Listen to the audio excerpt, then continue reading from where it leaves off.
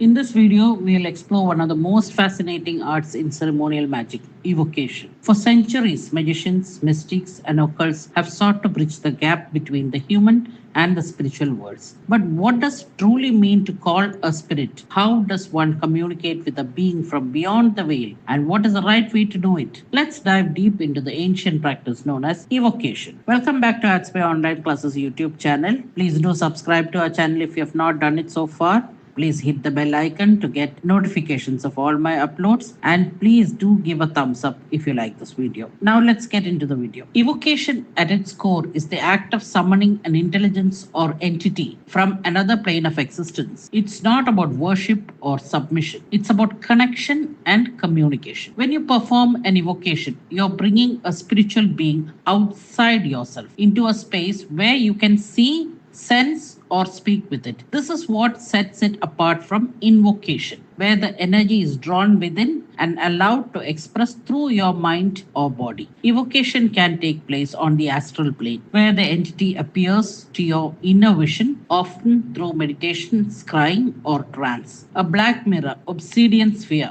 or a still bowl of water can serve as a portal. But there is also physical evocation, which is more complex and requires a harmonious setting. Incense smoke, ritual symbols, and atmosphere all play their part. The goal is to make the space resonate with the frequency of the entity who is being called, so that its presence can cross through the planes. Many people misunderstand this art, thinking that summoning spirits is dark or forbidden. In truth, evocation is not about necromancy or calling upon the dead. The beings contacted in this practice were never human. They exist as energies, intelligences, and powers of creation. Magic, when practiced with respect and discipline, is simply another path to understanding the divine. Every current of power ultimately flows from the source. Used with wisdom, it brings us closer to that light. Still, grounding is essential. After a ritual, always return yourself to balance. Eat something, breathe deeply, or perform a banishing. Every tradition has its way of closing the circle and calming the spirit. Let's take a brief example. A symbolic evocation of the Demon Sitri, known for awakening passion, confidence, and charm. For this, you will need a copper sigil of Sitri, a drop of the Sitri oil to anoint the sigil and to anoint your pulse points, and a single white candle to represent illumination and control of desire. Begin by cleansing your space, a few moments of silence, slow breathing, and grounding. Light the white candle and place the sigil before it. Touch the sigil gently and whisper Citri's name 3 times, feeling the air vibrate with energy. Then chant softly. Citrael onka miran, eltir soren katal. Citrael onka miran, eltir soren katal. Citrael onka miran, eltir soren katal. Visualize a warm copper golden light forming above the sigil, swirling gently, taking a faint humanoid shape. You may sense warmth, a flicker in the candle flame,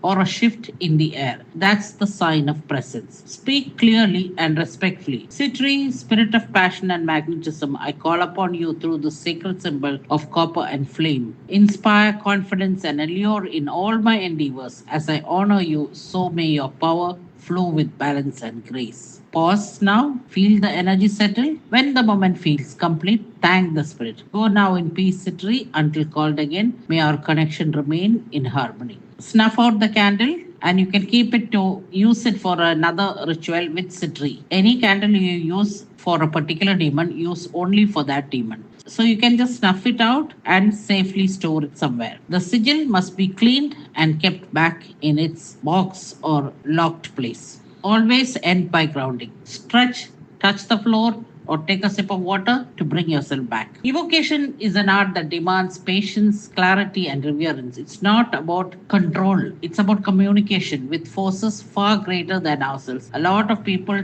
teach that through demonology you can control spirits. No, you cannot control spirits. That's all just misinformation. You cannot control spirits. You can communicate with them. You can ask them to do your work. You can request them to do your work. You cannot control spirits. If this topic awakens curiosity in you, I invite you to explore more in my upcoming demonology course, where we uncover the ancient systems of spirit work and safe ritual practice, all guided through personal empowerment and spiritual evolution.